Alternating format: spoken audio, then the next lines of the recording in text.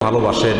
আল্লাহ সুবহানাহু ওয়া তাআলা যখন কাউকে পছন্দ করেন তখন বেশ কিছু আলামত আছে, বেশ কিছু চিহ্ন আছে যেগুলো দেখে আমরা অনুমান করতে পারি, ধারণা করতে পারি আল্লাহ সুবহানাহু ওয়া তাআলা কাকে ভালোবাসেন আর কাকে ভালোবাসেন না।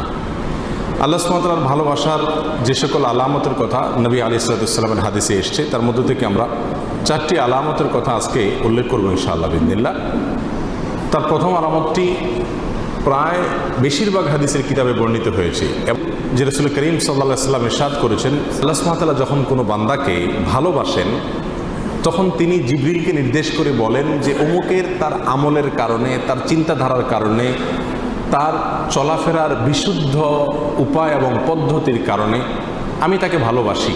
আল্লাহ সুবহানাহু ওয়া তাআলা ভালোবাসাকে তখন জানিয়ে দেন, তখন তিনি জিবরিলকে নির্দেশ করেন তুমিও তাকে ভালোবাসো। তখন জিবরিল আসমানে ঘোষণা দেন যে আল্লাহ অমুককে ভালোবেসেছেন, তাই আল্লাহ নির্দেশ করেছেন ভালোবাসার।